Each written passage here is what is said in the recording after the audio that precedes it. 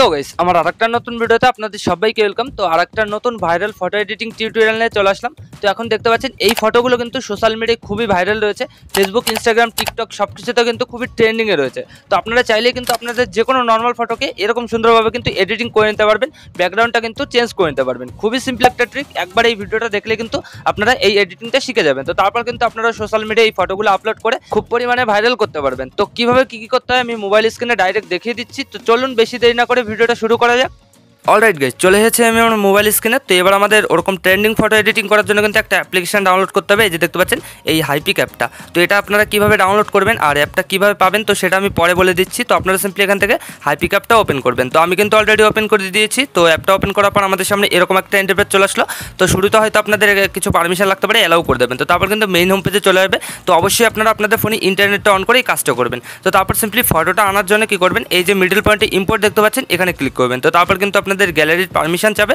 তো allow click করে দেবেন সিম্পলি। তো তারপর কিন্তু আপনাদের গ্যালারির যতগুলো ফটো আছে সবগুলো শো করবে। তো এবার আপনারা যে ফটোটাকে এডিটিং করবেন ওরকমভাবে তো সেই নর্মাল ফটোটা চুজ করে নেবেন। তো আপনাদের দেখানোর জন্য আমি এই যে একটা ফটো চুজ করে নিয়েছি। দেখতে পাচ্ছেন ফটোটা চুজ করার পর কিন্তু আমাদের এখানে নিচে অনেকগুলো টুলস অপশন শো করছে।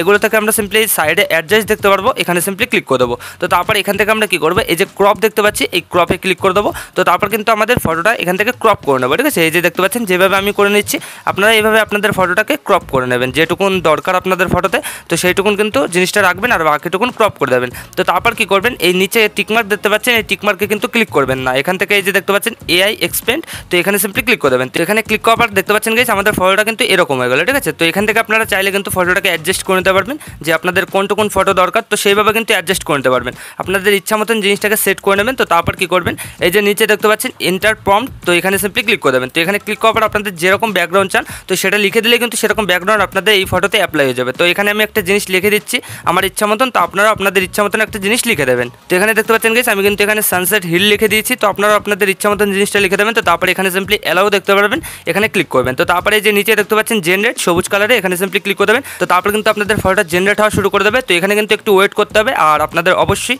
ভালো ইন্টারনেট দিয়ে জিনিসটা করতে হবে, নাহলে কিন্তু জিনিসটা ফেলড হয়ে যাবে, ঠিক আছে। তো একটু ভালো ইন্টারনেট দিয়ে আপনারা জিনিসটা করবেন। তো তারপর কয়েক সেকেন্ড লোডিং নেওয়ার পর আপনারা দেখতে পারবেন ফটোটা কিন্তু তৈরি হয়ে যাবে। তো এখানে একটু ওয়েট করে নিচ্ছি আমরা। 2000 years later. অলরাইট গাইস, একটু ওয়েট করার সাথে সাথে এখানে দেখতে পাচ্ছেন আমাদের ফটোটা কিন্তু তৈরি হয়ে গেছে। এখানে কিন্তু 3টে ফটো জেনারেট করে দিয়েছে।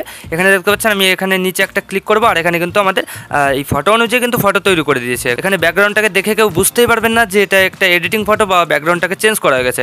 পুরো কিন্তু রিয়েলিস্টিক ব্যাকগ্রাউন্ড দিয়ে দিয়েছে এখানে ফটো অ্যাকর্ডিং, ঠিক আছে। দেখতে পাচ্ছেন কতটা সুন্দর লাগছে। তো আপনাদের যদি এই ফটোটা এক্সপোর্ট করতে কোনো সমস্যা হয় সেক্ষেত্রে কিন্তু আপনারা ভিপিএন কানেক্ট করে জিনিসটা করতে পারেন। তো তাহলে কিন্তু জিনিসটা ঠিক হয়ে যাবে, ঠিক আছে। তো এবার আপনাদের যেটা ভালো লাগে সেটা ইউজ করার পর কী করবেন, এখানে নিচে দেখতে পাবেন অ্যাপ্লাই, এখানে সিম্পলি ক্লিক করে দেবেন। তো তারপর কয়েক সেকেন্ড লোডিং নেবে। তো তারপরে যে নিচে টিকমার্ক এখানে ক্লিক করে দেবেন। তো তারপরে এই ফটোটা গ্যালারিতে সেভ করার জন্য এই যে উপরে দেখতে পারবেন এখানে সেভের আইকন, এখানে ক্লিক করে দেবেন। কয়েক সেকেন্ডের মধ্যে কিন্তু আপনাদের এই ফটোটা গ্যালারিতে সেভ হয়ে যাবে, ঠিক আছে।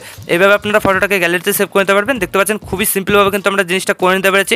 কোনো কিন্তু টাকা পে করা লাগেনি, এছাড়াও কিন্তু আমাদের কোনো অ্যাড দেখা লাগেনি, সম্পূর্ণ ফ্রিতে করে ফেলছি। তো এবার আপনাদের দেখিয়ে দিচ্ছি যে আপনারা হাইপিক অ্যাপটা কীভাবে ডাউনলোড করবেন। তো এটা ডাউনলোড করার জন্য আপনারা সিম্পলি আপনাদের ফোনের প্লে স্টোরটা ওপেন করবেন। তো তারপরে এখানে সিম্পলি সার্চ বারে লিখে দেবেন এখানে হাইপিক, ঠিক আছে। এই যে দেখতে পাচ্ছেন HYPIC, এটা আপনারা সিম্পলি লিখে দেবেন। এখানে কিন্তু প্রথমেই এই অ্যাপটা দিয়ে দেবে, এই যে দেখতে পাচ্ছেন এখানে কিন্তু দিয়ে দিয়েছে।